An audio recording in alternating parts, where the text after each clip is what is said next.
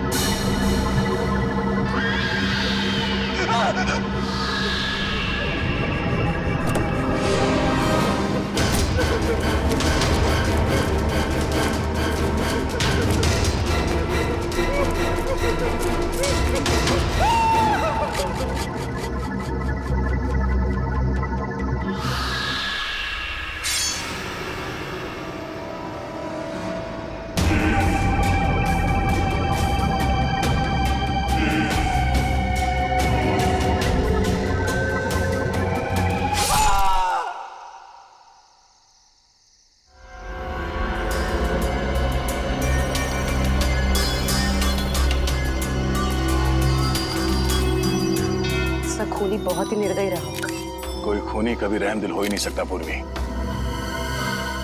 मगर एक खूनी दिमागी तौर पर बीमार लगता है।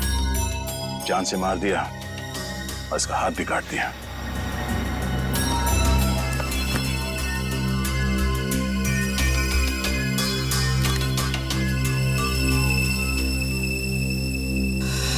जतिन नाम है इसका, केबल ऑपरेटर है ये।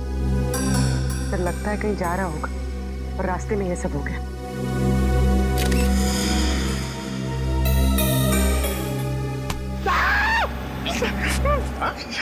सर अंधेरी रात में आपने मेरे कंधे पे हाथ रख दिया सर, मेरे को डर लग गया। क्या मिला निखिल? सर यहाँ पे इस गाड़ी के टायर का निशान है। लगता है इसे अचानक यहाँ पे ब्रेक मारना पड़ा और कोई निशान यहाँ पे दिखाई दे नहीं रहा है। सर ये किसी इंसान का काम नहीं है सर, ये वही जुलाई वाली आत्मा का काम है सर। सर उसने इससे पहले इसी महीने इसी तरह दो लोगों के खून किए थे सर। आज 13 जुलाई है और उस दिन 4 जुलाई की अंधेरी रात थी। इसी आत्मा ने जीवन का एक पैर काट डाला और जीवन मर गया। किसी ने खूनी को नहीं देखा।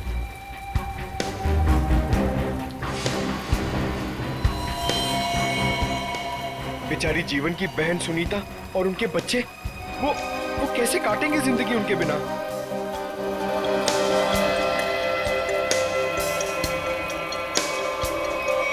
और वो पार्लर वाली औरत, उसकी नाक और उंगली काट ली और किसी ने नहीं देखा उस आत्मा को। वो भी इसी खूनी आत्मा के हाथों मारी गई 5 जुलाई की रात को इसी तरह। लेकिन किसी ने तो देखा होगा खूनी को। नहीं सर, हमने कुछ नहीं देखा। जब तक हम अंदर आए रीना मर चुकी थी। ये कोई आत्मा का खेल नहीं है, ये किसी खूनी इंसान के बिगड़े हुए दिमाग का खेल है जो इसे आत्मा का किया साबित करना चाहता है। पूर्वी इस कार को अच्छी तरह से चेक करो, जितने भी उंगलियों के निशान है सब उठा लो। और तुम सब आसपास देखो, देखो कुछ मिलता है क्या।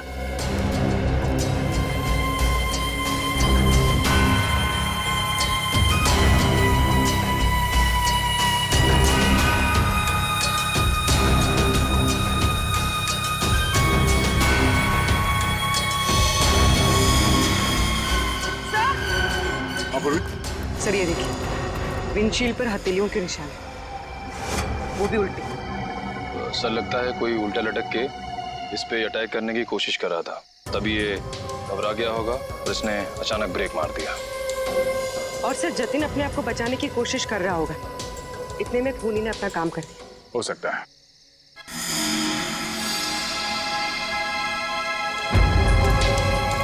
कुछ और भी हो सकता है। ये देखो,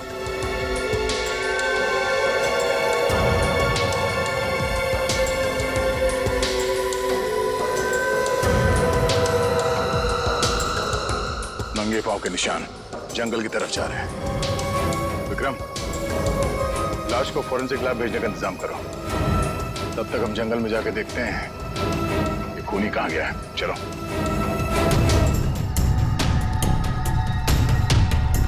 सर हम लोग और कितना आगे जाएंगे सर? जहाँ तक सुराग नहीं मिल जाते वहां तक। सर अगर यहाँ सुराग हो ही नहीं तो?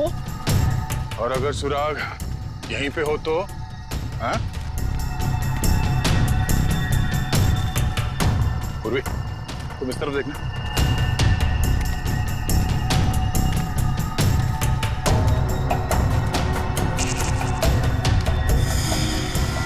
पंकज, तुम्हारी आत्मा का कपड़ा।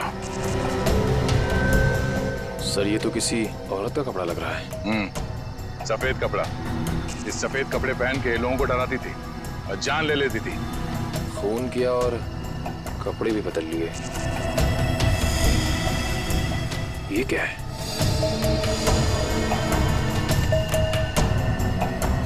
अरे ये क्या, मरा हुआ चूहा? अरे चूहा नहीं है पंकज, विग है। सर शायद उसी खूनी औरत का होगा। सर ये देखिए, लगता है खूनी ने अपने खून भरे हाथ पहुंच कर ये कपड़ा यहां फेंक दिया। गुनहगार कितना भी होशियार क्यों ना हो, कोई ना कोई गलती जरूर करता है। सबूत छुपाने के चक्कर में सबूत ही छोड़ गया। जिस तरह से खून हुए उसे देखकर तो लगता है कि खूनी कोई एक ही है। पहले उसने उन तीनों को चाकू से मारा और फिर उनके शरीर का एक एक हिस्सा काट लिया। इन सबको देखकर लगता है कि उसके मन में बहुत नफरत भरी थी इन तीनों के खिलाफ। पहले उसने जीवन का पैर काटा, फिर रीना की नाक और हाथ की उंगली, और अब ये केबल ऑपरेटर जतिन, उसका तो हाथ ही काट लिया। और सर तीनों को इसी महीने में मारा है, जुलाई में। जरूर इसके पीछे कोई बहुत बड़ा राज है। और सर इन तीनों मरने वालों के बीच में कोई संबंध भी तो नहीं है। ऐसा कैसे हो सकता है काविन? कुछ ना कुछ तो संबंध जरूर है इन तीनों के बीच में। और सर जिस तरीके से खून किया है, खूनी बहुत ताकतवर है। हाँ, बहरूपिया, खूनी बहरूपिया है। औरत बनकर खून कर रहा है वो, औरत बनकर। याद है ना उस जंगल में हमें औरत के कपड़े मिले और विग भी। काविन, ये विग ही हमें उस खूनी तक पहुंचाएगा, ये विग ही पहुंचाएगा हमें। बस पता लगाना पड़ेगा ये विग कहां से खरीदा गया था और किसने खरीदा था। Yes sir. रेडी? इस यतिन के घर जाके उसके घर वालों से मिलो, उनसे बातचीत करो, पता लगाओ कि और कौन कौन जानता था जतिन के खंडाला ट्रिप के बारे में। हाँ साळुंखे,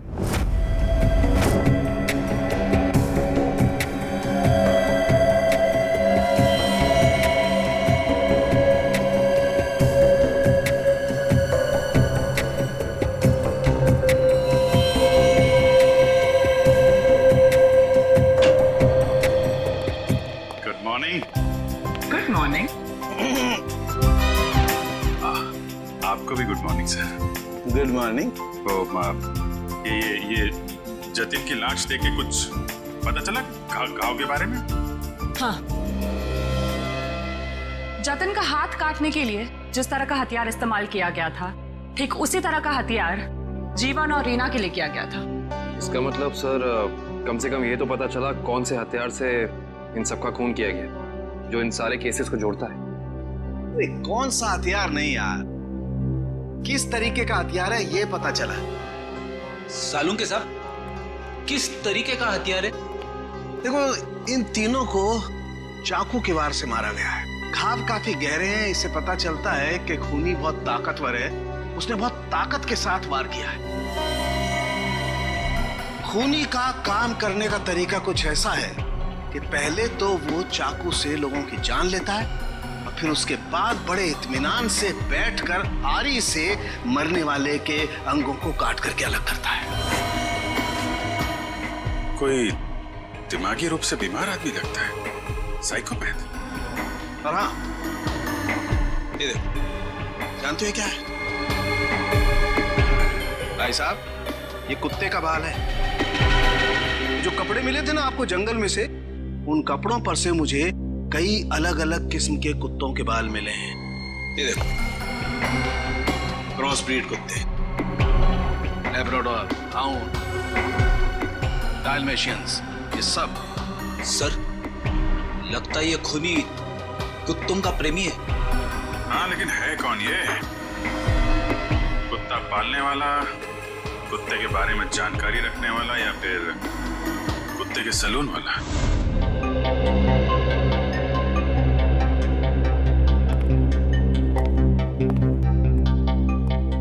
मैं और क्या बताऊं सर, मुझे तो विश्वास ही नहीं हो रहा है कि जितिन भैया को कोई क्यों मारना चाहेगा। वो एक सीधे साधे आदमी थे। अपने केबल नेटवर्क के बिजनेस के अलावा उनको फुर्सत ही नहीं थी कि वो किसी और विषय में सोचे। अच्छा, आपके अलावा और कौन जानता था कि जतिन खंडाला जाने वाले? खंडाला जाने के प्लान के बारे में तो उन्होंने मुझे अचानक ही बताया था, और मुझे नहीं लगता कि किसी और को भी उन्होंने इस बारे में बताया होगा। फोन पे किसी से बातचीत कर रहे हो, कुछ सुना हो? नहीं नहीं, फोन पे नहीं। सर, हाँ श्रेया? सर इधर। क्या मिला? सर ये देखिए, लगता है जतिन के जो जो जरूरी काम थे या जो काम बाकी थे, रिमाइंडर्स के तौर पे उसने इस नक्शे पे सारी पर्चियां बना ली थी ताकि कुछ छूटे नहीं। 11 जुलाई पेमेंट कलेक्ट करना है, एक्सरे करवाना है, डॉक्टर के साथ मीटिंग, इलेक्ट्रिशियन 10 जुलाई। 10 जुलाई को तो जतिन की मौत हुई थी ना? हाँ सर। 10 जुलाई 67 के सैंड बिल्डिंग का केबल कनेक्शन काटना है, पेमेंट बाकी है। तो शायद ये जतिन उस रात आखिरी बार इस फ्लैट वाले से मिला था। 678 के सैंड बिल्डिंग में चलते हैं, कुछ ना कुछ जरूर पता चलेगा इसके बारे में। सेठ जी, सीआईडी वाले आपसे मिलने आए। कही क्या बात है? ये विग आपके यहाँ बनवाई गई थी?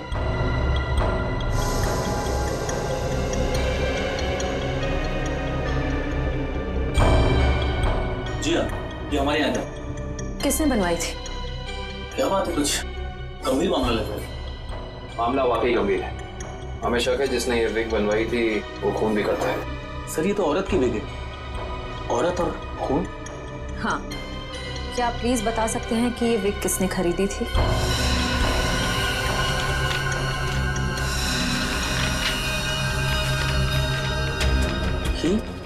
क्या हुआ?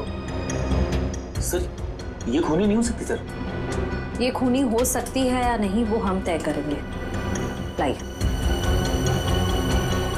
क्या वजह? गोकुलधाम की तरह में। अरे भाई साहब, आप थोड़े भाव तो आवाज भी कीजिए। हमारी सोसाइटी में सोने का आती है ना, वो तो हमेशा आवाज भी भाव ही लेती है। वो हमारी फैमिली सब्जी वाली है। अरे भाई बस आपका नहीं और मेरा नहीं, इससे 25 रुपए रखो। अरे बहन जी, इतना तो मुझे घर में पड़ता है। हाँ तो ये भी मुझे घर में ही लेके जाना है। अरे मेरे कहने का मतलब इतनी तो मेरी खरीद पड़ती है। गोकुलधाम सोसाइटी से पता कर लिया है, यहाँ पे नहीं कहीं आई भाजी खरीदने। अरे लेकिन उसे ब्यूरो कैसे लेके जाएंगे? विग के बारे में बता के सर, विग के बारे में? अरे नहीं, गुस्सा हो जाएगी। एक काम करते हैं, ये उसे ना वो गरबा वरबा की बातें बता कर ना उसे मना देते हैं। वैसे भी हम दोनों को वो भाई मानती है ना। हाँ, ले जाओ, सब ले जाओ, सब ले जाओ, सब फ्री में लेके जाओ। अरे नहीं भाई, मेरी माँ हमेशा कहती है जब भी किसी को कोई भी चीज दो ना एकदम दिल से देनी चाहिए ताकि सामने वाले को संतुष्टि हो। और टप्पू के पापा भी ये बात मानते हैं। अरे बहन जी, मैं मानता हूँ ग्राहक भगवान होता है, उसकी इज्जत करनी चाहिए, लेकिन मैं ये सब्जी को फ्री में नहीं दे सकता, मैं लुट जाऊंगा। अच्छा चलो भाई, बस ठीक है, आप जितने कहते हो ना इतने पैसे दूंगी बस। धन्यवाद बहन जी, धन्यवाद। बस सुनिए, मुझे वो धनिया और मिर्ची मुफ्त में चाहिए। चलो ठीक है, देता हूँ मैं। लीजिए बहन जी, ये लीजिए। पैसे आ गए, आप तो कमाल करते हैं भाई। हाँ थोड़ा और दीजिए। हाँ मिर्ची दी ना। अरे फ्रेंडी भाई, पंकज भाई, भाई कैसे हैं? हम ठीक है, आप कैसे रह रहे हैं? मैं एकदम मजे में। आप लोग यहाँ सब्जी खरीदने आए हैं? हाँ, सब्जी, भाजी। अरे हाँ, ये तो डेली भाजी खरीदते हैं, हर रोज। हाँ, वैसे इनको देख के लगता ही है कि ये भाभी जी को बहुत मदद करते होंगे। एकदम पत्नी औरत है। ये तो कुछ भी नहीं है, ये ना, ये तो डेली कपड़े भी धोते हैं। पंकज मुंह बंद कर, नहीं तो मैं तुझे धोऊंगा। वीक वीक वीक वीक वीक वीक। अरे ये तो कमाल का सुना, आप वीक पहन के कपड़े धोते हैं।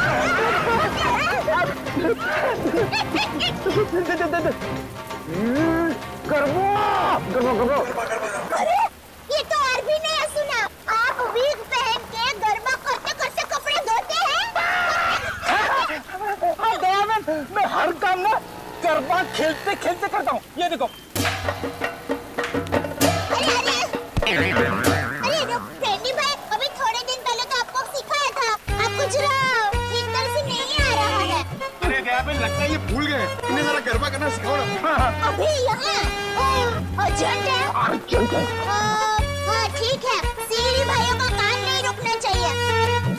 देखिए, हम लोग यहाँ रास्ते में गरबा करेंगे ना तो एक्सीडेंट हो जाएगा। गरबा करने के लिए थोड़ी जगह होनी बहुत जरूरी है। दयाबेन, टेंशन लेने की जरूरत नहीं है, फ्रेडी के पास है कैसी जगह। Sorry sir. क्या सॉरी? ये क्या बात करने से जाएगा? इमरजेंसी है। इमरजेंसी तो अपने ब्यूरो में क्यों नहीं गया यार? वहाँ पे इंट्रोगेशन चल रहा है, इनसे कुछ पूछताछ करानी है। कौन है? कौन है ये वो नमस्ते, जय जिनेंद्र, मैं हूँ दया टप्पू के पापा गड़ा।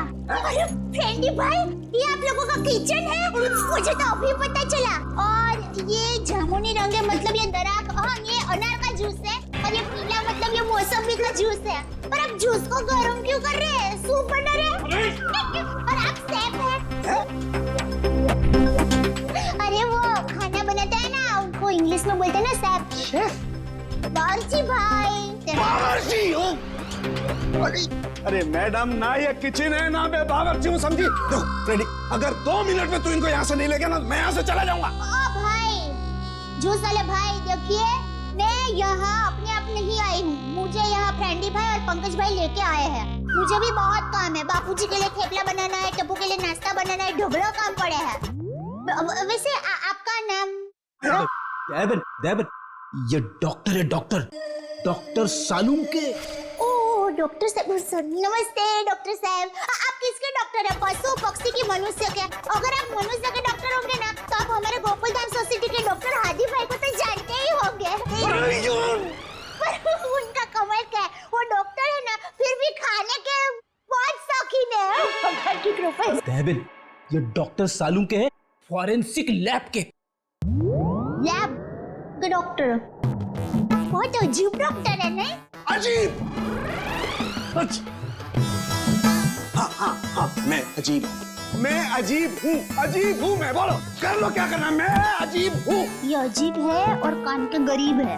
अरे कौन? कुछ सुनाई नहीं देता है, कानपुर में हड़ताल है, कितनी जोर से बोल रहे हैं। और डॉक्टर साहब, सॉरी माफ करना, छोटी मुंह बड़ी बात कर रही हूँ। मैं देख रही हूँ आप कब से फ्रेंडी भाई को डांट रहे हैं, आपको कोई बोलने वाला नहीं है, इसलिए अगर आप ज्यादा डांटेंगे ना तो मैं पमरुदर साहब है ना, उनको बोल दूंगी। इसको बोल देगी? पमरुदर sorry sir, ACP Pradyuman sir. ACP? ये एसीपी का क्या है ना? हाँ, बोल दो, जा करके एसीपी को बोल दो, मैं डरता नहीं हूँ एसीपी से, अंडरस्टैंड? ओहो, राम राज्य प्रजा सुखी। भाई साहब, ये बेचारे फ्रेंडी भाई गरबा सीखने की कोशिश कर रहे हैं, मेहनत कर रहे हैं, आप उनको डांट रहे हैं। और ये भाई है कि यहाँ पर आराम कर रहे हैं, आप इनको कुछ नहीं कह रहे हैं, और ये बेचारे फ्रेंडी भाई को डांट रहे हैं। दयाबेन, हमें ऑर्डर नहीं है, यहाँ पे जो सोता है ना वो सोता ही रहता है। अरे पर दिन में कोई कैसे सो सकता है? सेहत के लिए अच्छा नहीं होता है। और साहब आप तो डॉक्टर है, आप इनको समझाइए, उठाइए जरा। दिन में सोना ठीक नहीं है ना? नहीं, गलत बात है ना? अच्छा। हाँ, तो एक काम करो, आप जाकर के इनको उठा दो। जरूर। क्या? हे जागने तू जागवा, श्री कृष्ण गोवालिया, तुझ विना धेनुमा कौन जासे। भाई लगता है गुजराती नहीं है। हाँ, गुजराती नहीं। उठाओ भाई, उठिए, चलिए उठिए, दिनचर्या शुरू कर दीजिए, दिन शुरू हो गया है। उठाओ। हाँ, उठाओ।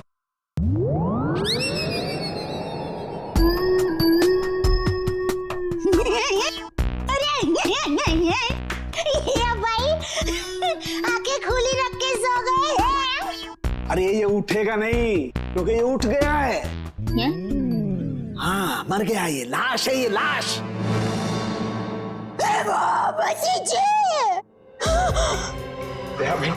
रहने दो, ये तो संसार का नियम है। जो एक बार आया है उसे जाना भी है। अरे तो यार इन्हें भी जाना है, इन्हें भी ले जा यार, तू ले जा इन्हें, ले जा।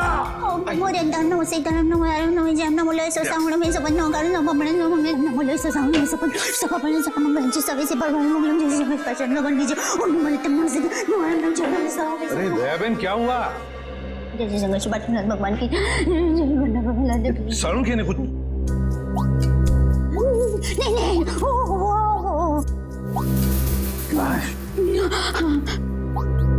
दयाबेन ये फोरेंसिक लेबोरेटरी है, यहाँ पर लाशें पड़ी रहती है। तो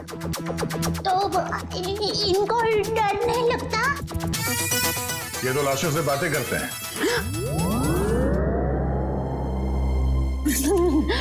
दरअसल हमने आपको यहाँ ये विग दिखाने के लिए बुलाया।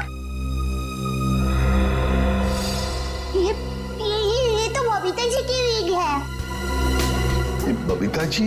हाँ, हमारे गोकुलधाम सोसाइटी में रहते हैं, हमारे पड़ोसी है। अय्यर भाई उनके पति का नाम है। वो दरअसल हमारे में पति का नाम नहीं बोल सकते, लेकिन दूसरे के पति का नाम बोल सकते हैं, उसमें कोई प्रॉब्लम नहीं है। फिर वो बबीता जी ने विग मंगाई थी, भाई की विग मंगाई थी, पर गलती से बहन की विग आ गई थी, तो वो वापस करने के लिए गए थे। लेकिन आपके पास ये विग कैसे आई? हम बबीता जी से पूछ लेंगे। हाँ आइए, घबराइए मत, आइए। पर मुझे यहाँ पे क्यों बुलाया गया है? आप आइए तो सही। सर क्या हुआ है? अब आपको कैसे बताएं क्या बात है? देखिए बबीता जी, हम यहाँ आपको बुलाकर कोई शौक देना नहीं चाहते, मगर आप इतने झिझक क्यों रहे? नहीं, मैं झिझक नहीं रहा हूँ। अब जो हम आपको बताने जा रहे हैं, शायद वो सुन के आपको धक्का लग जाए। धक्का? जी हाँ, इस विग को देखिए। ये विग यहाँ पे कैसे आ गया? आप पहचान दिए इस विग को? इस विग ने तो मुसीबत कर रखी है। कैसी मुसीबत? बनवाया था आदमी के लिए, बन गया औरत का। किसके लिए बनवाया था ये विग? वो एक्चुअली मेरी एक फ्रेंड है, उनके हस्बैंड को बाल कम है और उन्हें काफी शर्म आ रही थी एक विग वाले के पास जाने को, तो उन्होंने आपसे कहा? जी हाँ, और फिर मेरी दया भाभी को कहा। अब ये दयाबेन कहाँ आ गई इस विग की स्टोरी में? नहीं, वो एक्चुअली दया भाभी को काफी कुछ मालूम होता है ना, इसके लिए। अच्छा, फिर क्या हुआ? और फिर दया भाभी ने जेठा जी को कहा, और फिर जेठा जी ने पिताजी को कहा, पिताजी ने नेताजी को कहा, नेताजी ने बेटे जी को कहा। अरे बबीता जी प्लीज, कहीं तो ये खत्म होगा क्या नहीं, बताइए ना आगे क्या हुआ? नहीं सर, ऐसी कोई बात नहीं है। जेठा जी ने सिर्फ कहा कि वो मेरी मदद करेंगे, क्योंकि उन्हें पता था ना कि विग कहाँ से बनाया गया है, इसलिए। आगे क्या हुआ? फिर ये विग बदलना था और असली विग लेना था, तो जेठा जी ने कहा कि मैं भी आपके साथ आता हूँ। उन्होंने आपकी मदद की? हाँ? और उस दुकान वाले की गलती की वजह से जेठा जी ने जो हंगामा किया, पूरी दुकान सर पे उठा लिया उन्होंने। आइए बबीता जी, आइए आइए, कहिए क्या सेवा कर सकता हूँ आपकी? अरे एक बार सेवा करने का आपको मौका दिया, वो तो आपने ठीक से की नहीं। जी मुझे समझा नहीं। अभी समझाते हैं। लाइए बबीता जी, दीजिए जरा। एक सेकंड, किधर से खोता है ये?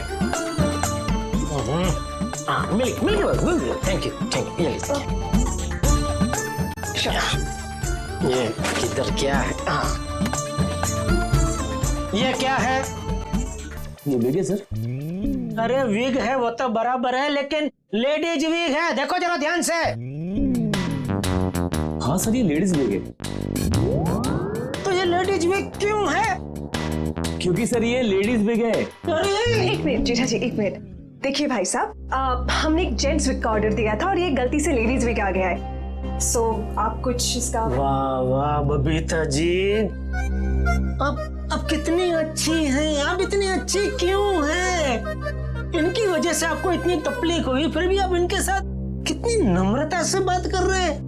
लेकिन हमारे देश में नम्रता काम नहीं करती। लातों के भूत बातों से नहीं मानते। देखिए भाई साहब, ये लात बात मत मारिए। अरे लात क्या, तुमको तो हवालात मारने की जरूरत, मेरा मतलब है हवालात में डालने की जरूरत है। पता है आपकी वजह से इनको कितनी तकलीफ हुई। अरे भाई साहब, क्या हुआ, कैसी तकलीफ बताइए तो। अच्छा बताते हैं। इन्होंने अपनी एक दोस्त के पति के लिए जेंट्स विग का ऑर्डर आपको दिया था, लेकिन आप लोगों ने पता नहीं क्यों जेंट्स विग के बदले लेडीज विग बना के भेज दी। और इनके दोस्त के पति भी बेचारे जल्दी जल्दी में ये लेडीज विग पहन के अपनी ही दी हुई पार्टी में पहुंच गए शानो शौकत से, और पूरी पार्टी में सब लोग उनको देख के हंस करने लगे। जेठा जी हो गई एहसास हो गई। सब लोग कहने लगे अरे वाह वाह वाह, पहली बार हमने दाढ़ी मूंछ वाली लड़की देखी भाई साहब। आपकी वजह से ये तकलीफ हुई उनको, और उनकी वजह से इनको तकलीफ हुई, और इनकी वजह से मुझे तकलीफ हुई। सॉरी भाई साहब, गलती हो जाती कभी कभी इंसान से। सॉरी भाई साहब, हो जाती है गलती कभी कभी। बस इतना बोल दिया, बात खत्म है? बात खत्म, बस हो गई गलती। ये नहीं चलेगा, नहीं चलेगा ये। देखिए भाई साहब, आप जरा आवाज नीचे करके बात करिए प्लीज। नहीं होगी मेरी आवाज नीचे, नहीं होगी। जेठा जी one second, just relax and calm down, okay? Just a second. Okay भैया, it's okay, it happens. आप अभी एक काम कर दीजिए, ये विग हमें बदल के दे दीजिए प्लीज। हाँ विग तो बदल के दीजिए, और पैसे भी वापस दीजिए, फ्री में दीजिए विग। देखिए पैसे के लिए आपको सेठ से बात करनी पड़ेगी। क्यों सेठ जैसा क्यों बात करनी पड़ेगी? गलती करो तुम और भुगते सेठ जी। सेठ लोग क्यों भुगते? पैसा तुमको ही देने पड़ेंगे। दो पैसे दो। देखिए भाई साहब, बहुत हो गया आपका। हाँ, अब ना आपको पैसा मिलेगा और ना विग मिलेगा। जाइए यहाँ से, और जो करना है कर लीजिए। तो छिलनी पटली में से क्यों तो? One second, भैया प्लीज। नहीं बबीता जी नहीं, इनके सामने गिड़गिड़ाने की कोई जरूरत नहीं है। पूरे मुंबई में क्या इनकी एक की दुकान थोड़ी है, हजारों लाखों विग की दुकान है। हम वहां से ले लेंगे, कहीं ना कहीं से तो हमें विग मिल ही जाएगी बबीता जी। और अगर नहीं मिलेगी बबीता जी, तो मैं अपने बाल काट के उसकी विग बना के आपके चरणों में अर्पण कर दूंगा। जीजा जी it's okay, okay। यहाँ से अभी विग तो क्या, विग क्या बाल भी नहीं लेंगे। चलिए आइए बबीता जी आइए। अरे आइए बबीता जी आइए, बढ़िया मैं बढ़िया एक 5 स्टार विग की दुकान में लेकर जाता हूँ। ये कोई विग की दुकान है? जेठा भाई ने विग वाले के नाक में दम कर दिया। नहीं सर, पर हाँ नाक में दम करने की कोशिश की। मतलब नाक में दम नहीं हुआ? नहीं सर, पर सर उन दोनों के बीच में बहुत बहुत ज्यादा बहस हुई। पर जेठा जी भी हार मानने वाले में से तो है नहीं। बबीता जी प्लीज प्लीज एक मिनट। अरे कहीं पर तो आपके इस महाभारत की समाप्ति होगी। हाँ सर, उस दुकान वाले ने फिर बहुत रूडली जेठा जी को कहा कि अगर आपको इतनी जल्दी है तो आप खुद जाके विग बदल लो। समझ में नहीं आ रहा था। सर विग वाले ने जेठा भाई से कहा कि असली विग यानी बबीता जी वाली विग जिस आदमी के पास है, जेठा भाई उस आदमी के पास जाए और उस विग की अदला बदली कर ले। अच्छा, मतलब जेठा भाई ये औरत वाला विग लेकर उस आदमी के पास गए जी, अदला बदली करने के लिए। जी। और आप भी गई होंगी उनके साथ? नहीं सर, मैं नहीं गई थी। आप नहीं गई थी? अरे ये तो बहुत अच्छा हुआ। आप जा सकती हैं, आगे की कहानी हम जेठा जी से पूछेंगे। पर सर आप लोग ये क्यों पूछ रहे हो, हुआ क्या है? बबीता जी खून हुआ है। खून? जरा इस पर्ची पे देखिए, ये आपके लिए तो नहीं लिखा कहीं?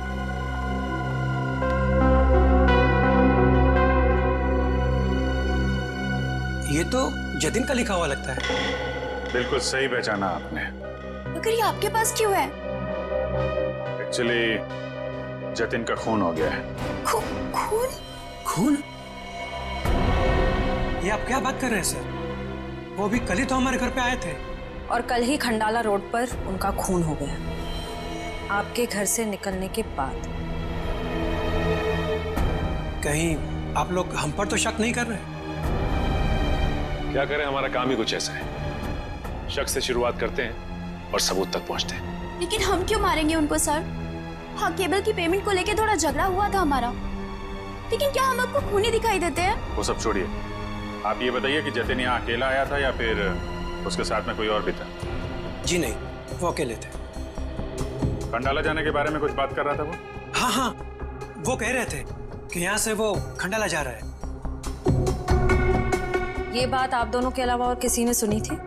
दरवाजे पे खड़े होकर जोर जोर से चिल्ला रहे थे वो। आते जाते ना जाने कितने लोगों ने सुना होगा, हम कैसे बता सकते हैं? ठीक है, अभी हम लोग जा रहे हैं, जरूरत पड़ी तो दोबारा तकलीफ देंगे। सर ये रीना रहती थी कालीन हाउस में और जतिन रहता था सुपांडी सोसाइटी में। सर ये जीवन अपनी चचेरी बहन सुनीता और उसके बच्चों के साथ रहता था डायमंड अपार्टमेंट में। और ये तीनों के तीनों एक दूसरे से 1 किलोमीटर के दायरे में रहते थे। सर लेकिन ये एक संयोग भी तो हो सकता है। कभी संयोग 2 लोगों के साथ हो सकता है, 3 के साथ नहीं। संयोग नहीं तो फिर क्या हो सकता है सर? इसका एक ही मतलब हो सकता है फ्रेडी, खूनी इन तीनों के आसपास ही रहता है। एक बात और है सर, मरने वालों में एक कॉलेज प्रोफेसर है, एक ब्यूटिशियन है और जतिन केबल ऑपरेटर है। ऐसी कौन सी वजह हो सकती है जिस वजह से खूनी ने इन तीनों को अपना शिकार बनाया होगा? फ्रेडी एक काम करो, रीना के घर से जो फोटोग्राफ्स मिले ना, लेकर आओ। कविन देखो, खूनी ने जीवन और जतिन इन दोनों के शरीर का सिर्फ एक ही हिस्सा काटा है, सिर्फ एक। मगर रीना की नाक भी काटी और उंगली भी काटी। क्यों सर? हाँ, ये देखो रीना की उंगली पर ये अंगूठी। सर लगता है ये अंगूठी काफी महंगी है और इसीलिए रीना की उंगली काटी गई फ्रेडी, इस महंगी अंगूठी के लिए।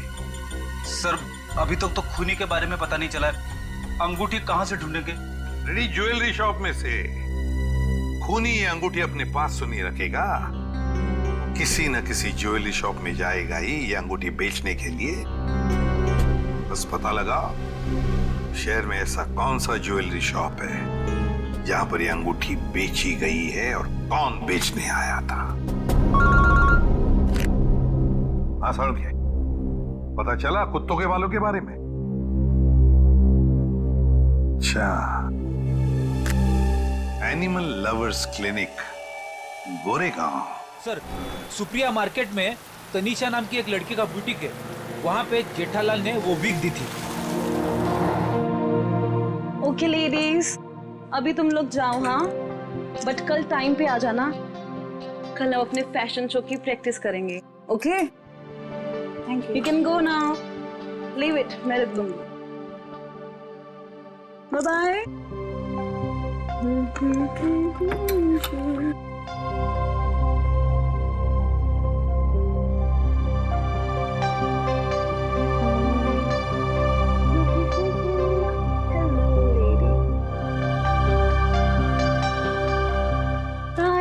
Bye bye.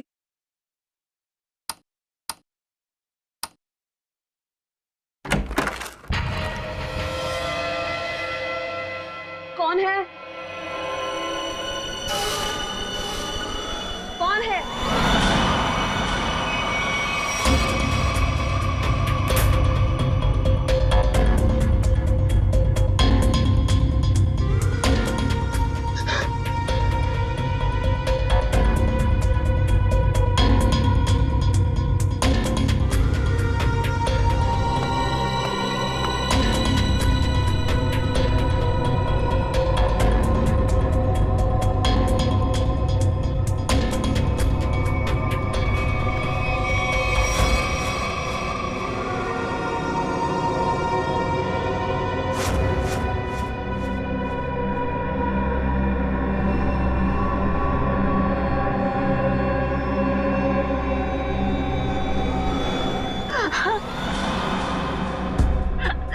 प्लीज मुझे छोड़ दो, मैंने तुम्हारा क्या बिगाड़ा है? प्लीज मुझे जाने दो।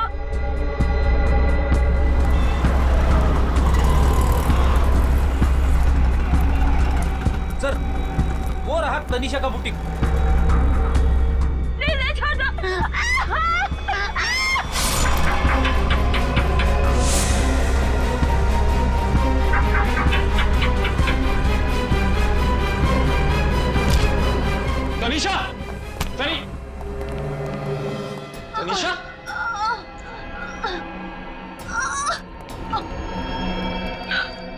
एम्बुलेंस बुलाइए जल्दी। संभाल के।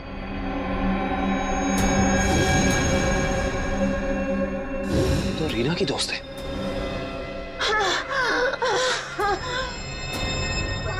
आखिर इस सबके पीछे है कौन? सीआईडी जी, कहिए क्या मदद कर सकता हूं मैं? डॉक्टर साहब, हम एक खूनी की तलाश कर रहे हैं जिसने 3 खून किए हैं। उसके कपड़ों से हमें कुछ ऐसे क्रॉसब्रीड कुत्तों के बाल मिले हैं जिसका डीएनए आपके यहाँ इलाज कराने वाले कुत्तों के डीएनए से मैच करता है। यहाँ हर रोज सैकड़ों लोग अपने कुत्तों के इलाज के लिए आते हैं। अब किसका बाल मिला है हम कैसे बता सकते हैं? कुत्तों का छोड़िए, हमें वो आदमी चाहिए जिसने खून किए। Sir, we are dog lovers. कुत्तों से इतना प्यार करते हैं, इंसान को कैसे मार सकते हैं? ये तो फिंगरप्रिंट्स लेने के बाद ही पता चलेगा। फिंगरप्रिंट्स? जी हाँ, जतिन नाम का आदमी जिसका खून हो चुका है, उसकी गाड़ी पर से हमें खूनी के फिंगरप्रिंट्स मिले। तो डॉक्टर साहब, हम आपके और आपके स्टाफ के फिंगरप्रिंट्स के साथ उस फिंगरप्रिंट को मैच करना चाहते हैं। Please cooperate.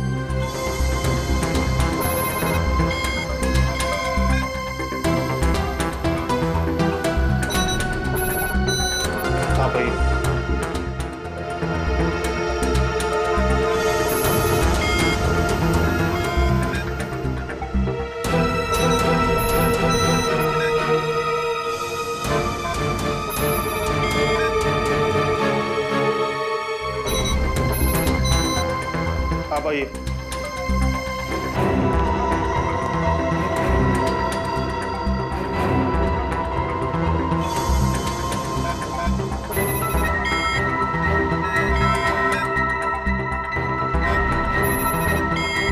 सर, इनका भी फिंगरप्रिंट मैच नहीं हुआ। थैंक गॉड, मैं तो डरा हुआ था कि अरे कुछ किया ही नहीं तो डर किस बात का? डॉक्टर साहब, हमें आपकी एक और मदद चाहिए। जी। हमें आपके उन सारे क्लाइंट्स के नाम और पते चाहिए जो अपने क्रॉस ब्रीड कुत्तों को यहाँ आपकी क्लिनिक में इलाज कराने के लिए लाते हैं। श्योर। सर, रीना की अंगूठी की डिजाइन हमने सारे जूलर्स को भेजी थी, सिर्फ इस सलोरा जूलर्स ने पहचान की है। पर श्रेया, ताज्जुब की बात तो यह है कि एक साधारण सी अंगूठी के लिए खूनी ने रीना की उंगली काट दी। आइए सर, क्या देखना चाहेंगे आप लोग? हम सीआईडी से हैं, हमने ही आपको कॉल किया था। ओह हाँ, आप लोग किसी लड़की की अंगूठी के बारे में जानना चाहते हैं? जी हाँ, इशिता। इसी डिजाइन की कॉपी हमने आपको भेजी थी और इसी लड़की की वो अंगूठी है, रीना नाम है उसका। अंगूठी तो यही है, मगर ये अंगूठी मैंने किसी और के ऑर्डर पे बनाई थी। तो फिर किसके ऑर्डर से बनाई थी? देखिए, किसी का खून हुआ है, प्लीज। हाँ, बताता हूँ।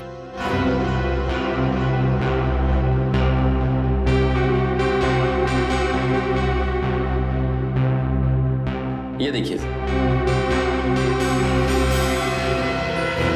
तो ये बात है, अब तक सीआईडी के सामने नाटक चल रहा था, तो अब तुम देखो सीआईडी का तमाशा।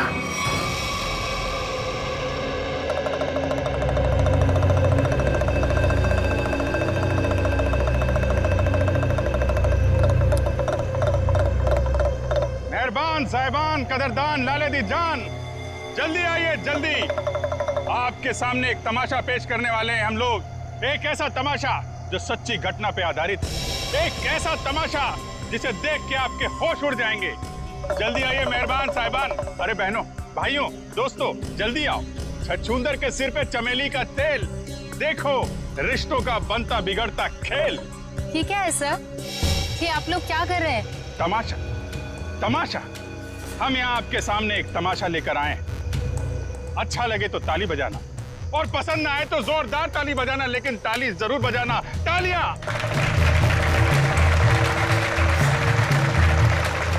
ये कहानी है एक लड़के और एक लड़की की। लड़का लड़की से बेहद प्यार करता था। ए लड़की,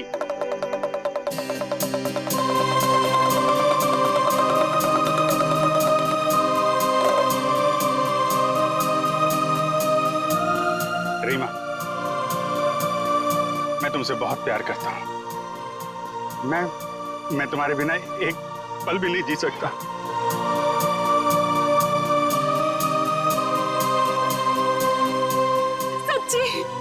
मुझे कसम से मेरा प्यार सच्चा है, जैसे चकोर चांद से करता है, झरना नदी से करता है और खुशबू फूल से करती है।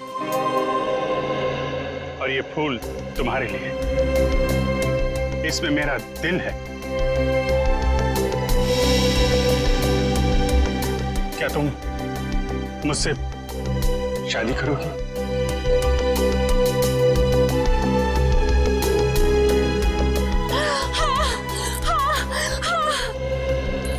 मैं तुमसे शादी करूंगी। मैं सिर्फ और सिर्फ तुम्ही से शादी करूंगी। ये तुम्हारे लिए। शुक्रिया।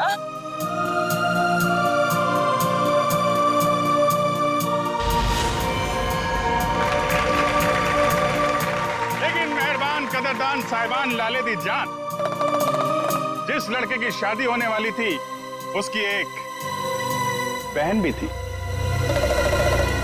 बहन, शुरू हो जाओ।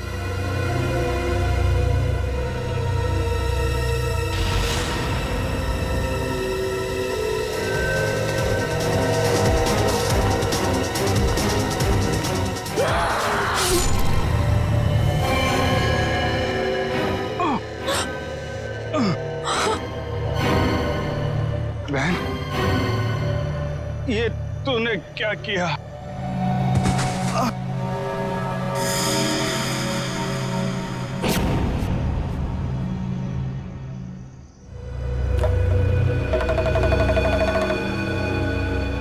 मेहरबान साहिबान कदरदान, भाई को मारने के बाद भी बहन रुकी नहीं, उसने उसकी मंगेतर का भी खून कर दिया।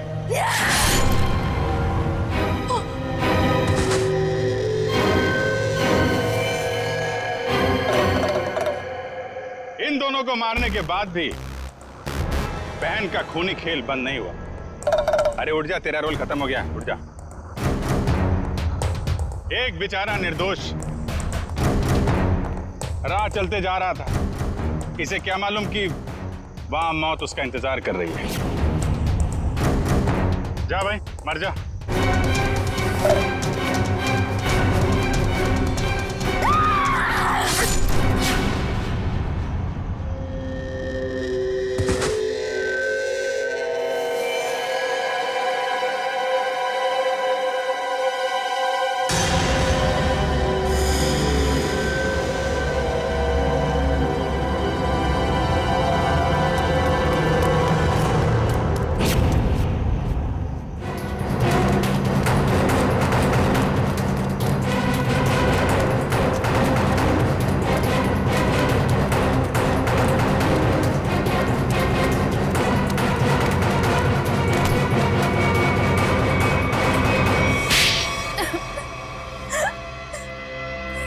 बताती हूँ, सब सच बताती हूँ।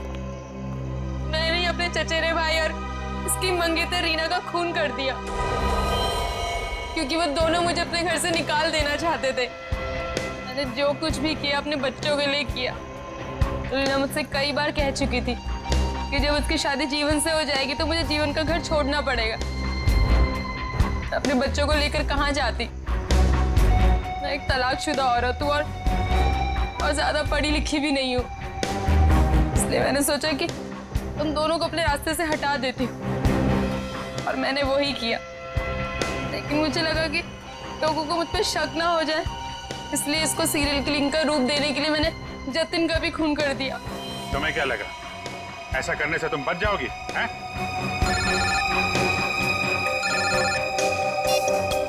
Hello, yes sir. हाँ सर। एएलसी क्लिनिक में तनीषा के साथ तुम ही जाती थी ना?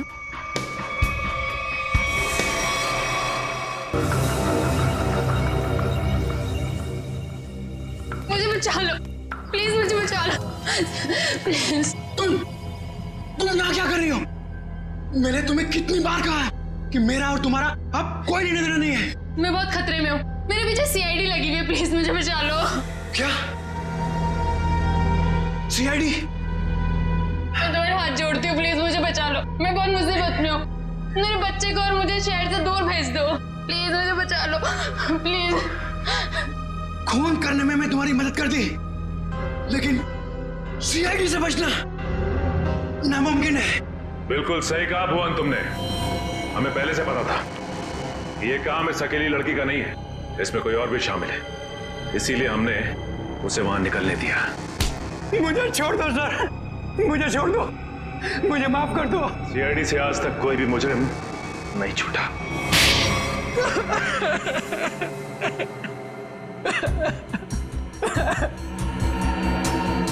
सर, मैं ये मजबूरी में कर रहा था, मेरे पास और कोई चारा नहीं था।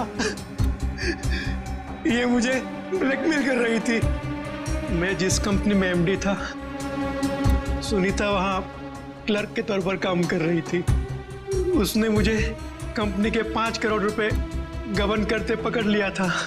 इसके पास मेरे खिलाफ पक्के सबूत थे। ये मुझे आसानी से 15 साल के लिए जेल भिजवा सकती थी। मैंने इसे रुपए देने चाहे, मगर इसने खून में मदद करने की शर्त रखी। या तो मैं इसकी मदद करता या जेल जाके मैं अपनी और महक की जिंदगी बर्बाद कर देता। उस दिन भी ये मेरे घर में मुझे धमकी दे रही थी। तभी जतिन ने डोरबेल बजाया। सोच क्या रहे हो? अगर तुम्हें बचना है ना, तो जो मैं कहती हूँ उसे मान। मैं और खून नहीं कर सकता। 5 करोड़ रुपए की चोरी की है तुमने, तो ठीक है, जेल की चक्की पीसने के लिए ना तैयार हो जाओ, नहीं तो भूखी मरेगी तुम्हारी ये प्यारी बीवी।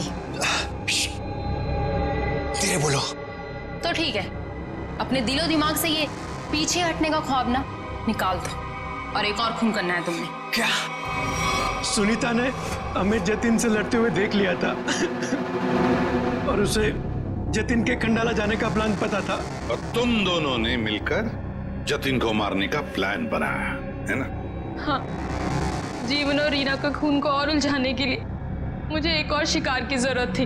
और तुम्हारा शिकार था बेचारा जतिन। जायदाद की लालच में तुमने 3-3 मासूम लोगों की जानें ली, 3-3 लोगों की जानें ली। और वो तुम, उसमें तुमने इसका साथ दिया। तुम भी उतने ही दोषी हो जितनी की ये है। तुम दोनों को तो फांसी ही होगी, फांसी। एसीपी प्रद्युमन की विनती स्वीकार कर ली है कि सीआईडी टीम सुनीता के बच्चों की तब तक देखभाल करेगी जब तक वे बालिग नहीं हो जाते। For more updates, subscribe to our channel, click the show links and enjoy watching the videos.